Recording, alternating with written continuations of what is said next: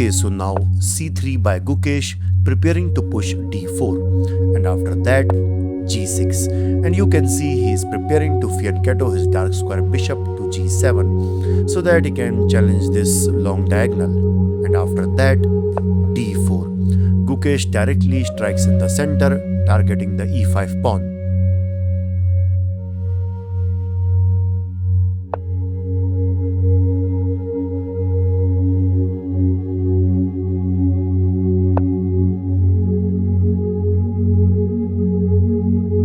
And after that, knight to f6, and you can see Sindarov is now ready to castle, and so that he can get his king to safety. And after that, Gukesh develops his another knight on d2, and finally he castled. Okay, so knight to f1, a classic Roy Lopez maneuver. He wants to reroute this knight to g3 or maybe to e3 to launch an kingside attack.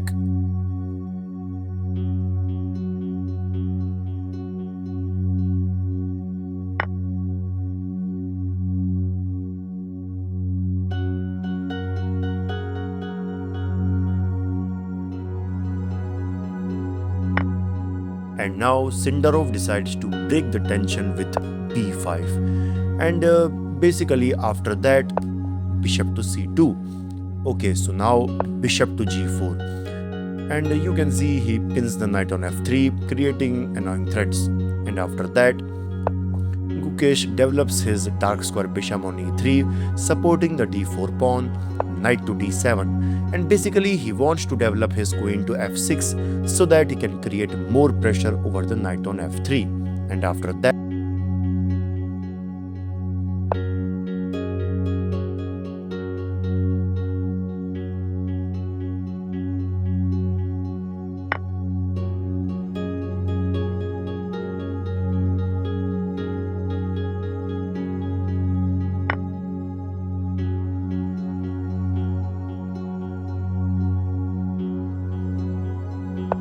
to f6, and you can see he is now attacking on f3 as well as also eyeing on d4 pawn.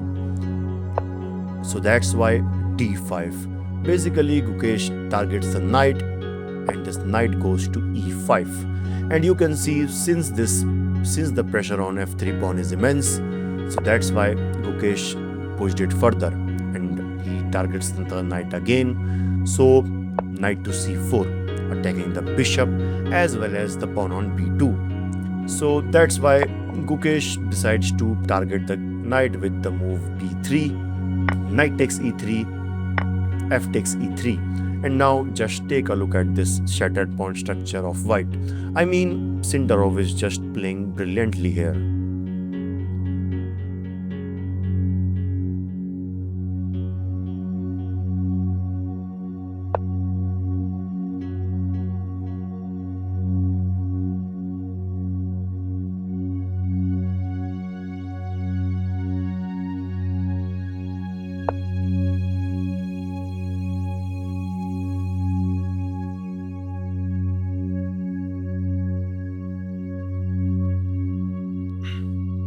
Okay, so now rook at a goes to c8, and you can see here Sindarov is preparing for a massive c5 pawn break.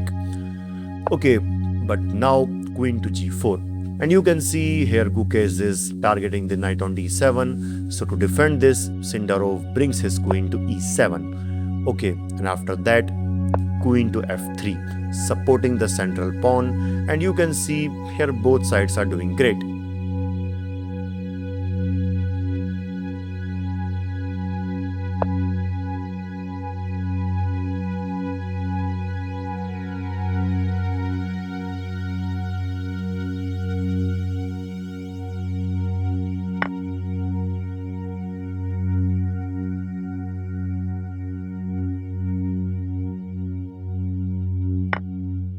And after rook takes c6, you can see Sindarov has opened the c file, and in the next move you can see bishop to b2 is coming, trying to attack, or we can say deflect the rook away from the c file so that he can capture the bishop on c2.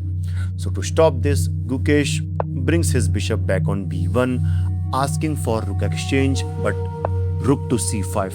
inviting white to exchange the rooks so that he can develop his knight on c5. And so that's why basically Gukesh pushed b4. But guys, this is a mistake, because by pushing the pawn it also weakens the c4 square, and Sindarov takes advantage of this with rook to c4. And you can see now basically the pressure on this e4 pawn is immense.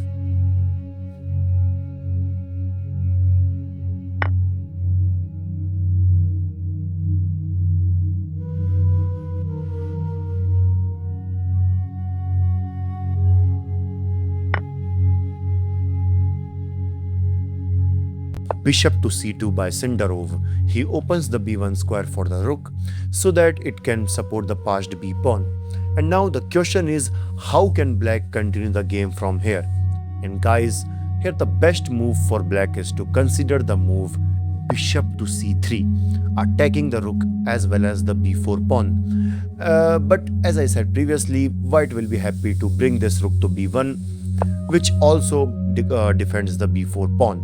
But black can now consider the move knight to f6, improving the position of the knight and also opening the b7 square for the queen, which can, stop this b pawn at any time. So let's suppose if white continues with b5, a takes b5, rook takes b5, so that he can get control of this b file. And if let's suppose if game continues like king to g7, so that he can get away. Yeah, so basically so that he can get the rid of any back rank check. a4, okay. And if h5, king to g2, h4 attacking the knight, knight to e2 attacking the bishop. So bishop to d2, and you can see what's coming next. So to stop this, if white pushed e5, here if he tries to attack the knight, d takes e5, rook takes e5, queen to d7, okay. Rook takes e8, queen takes e8, e4, queen to e8 attacking the pawn, so queen to a3, but queen to c6. And the idea is if a5, knight to g4. And guys, just look at this position, you can see knight to e3 is coming. So to stop this, if king to h1, knight to e3 attacking the bishop, and if bishop goes back, queen to b5. And at the end you can see black now has a passed pawn on c file, which is heavily guarded by the black pieces, and this clearly makes this position winning for black. And also don't forget that black is a piece up. Okay, so in the game after bishop to c2, let me go back. Here Sindarov plays d5, and basically he wants to open the e file.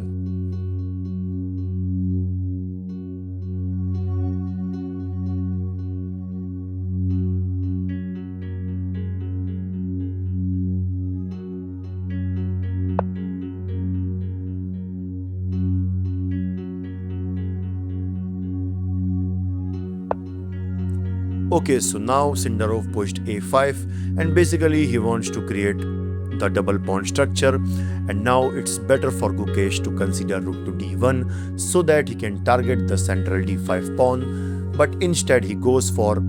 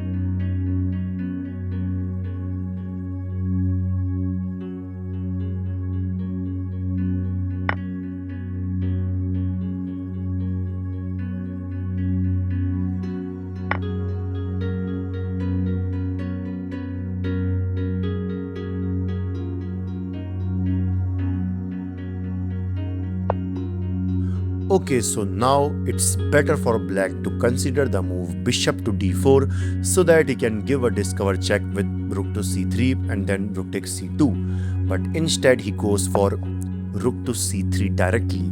And the problem with that move is now bishop to e4 is bishop to e4 is played by Gukesh. And what's the plan? Yeah, the plan is bishop to c6 so that it basically helps to promote the pawn, but f5, and basically Sindarov targets the bishop again, which helps Gukesh to play bishop to c6. But guys, why this is a mistake? And guys, that's a mistake because there is something which is missed by Gukesh. I mean, instead of defending the bishop here, it's better for white to consider the move rook to d1, supporting the passed d pawn. Okay, so let's see a quick variation from here. Let's suppose if black now decides to capture this bishop with f takes e4, d7. And since this pawn is just, one step away from promotion, so here the only move for black is to, capture the so basically it's the only move is to capture the pawn, because if he tries any move like rook to d3, rook takes d3, c takes d3, and finally d8 equal to queen, and game over. Okay, so in the game after bishop to c6, okay, so let me go back.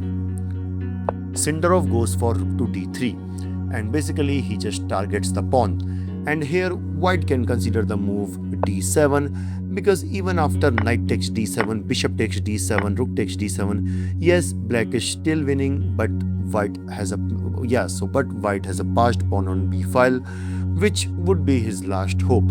Okay, so in the game after rook to d3, Gukesh missed that move, and instead he goes for bishop to b5, which is the biggest mistake of this game. I mean, yes, due to time pressure, maybe he just played this, because by this you can see he gives up the pawn on d6, and rook takes d6 by Sindarov.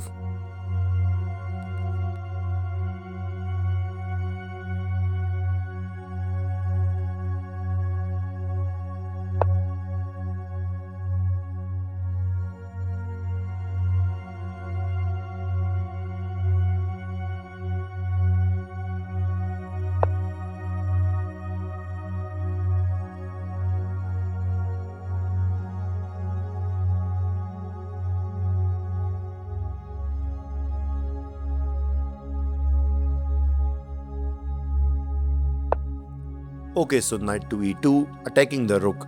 So rook to e4, and basically Sindarov just targets the knight again. So basically he's just targeting the knight. So king to f2, Gukesh defends it with the king, and after that c3, and basically Sindarov just advances the pawn.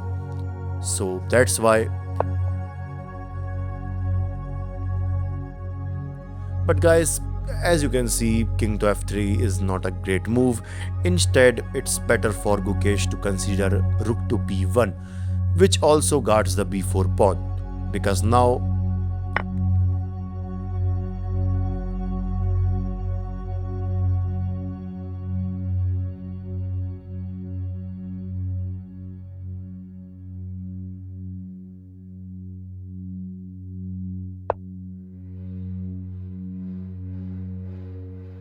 okay, so as you can see here, Gukesh brings his bishop back to d3, and after that knight to d5. And guys, now comes the most interesting part of this game.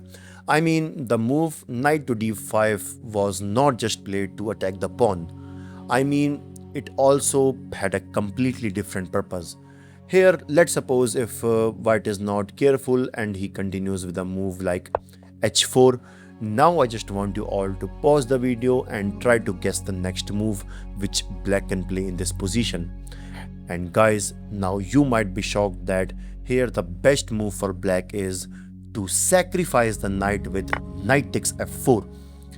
And I know some of you are still in shock that what's the purpose of this move?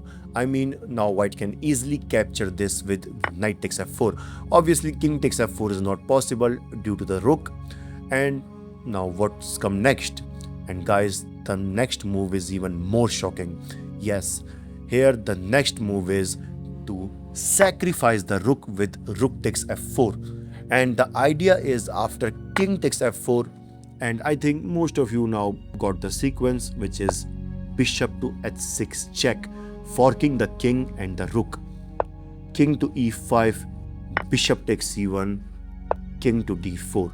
And if he goes for the pawn, so basically if he goes for the pawn, just bishop to d2. And now we just take a look at the black pawns. No need to tell that who is going to win this game. Okay, so in the game after knight to d5, so that's why after seeing these complications, he goes for rook to b1. And basically he wants to eliminate the defender of the c pawn.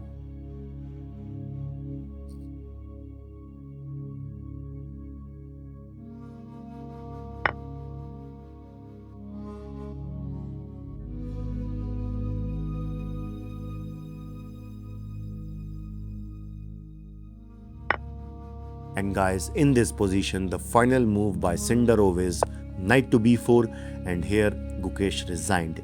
Because let's suppose if this game continues like king to e3, if he tries to get closer to the pawn, c2, attacking the bishop. And now to stop this promotion, white is forced to, capture this by bishop takes c2, knight takes c2, check, king to d3, and finally knight to e1 check. And you can see here black is a fully piece up, as well as also he has the 3 connected pawns, which are enough to shatter the white king. Like this video, and I will see you in the next one. This is your host Bison signing off. Bye bye.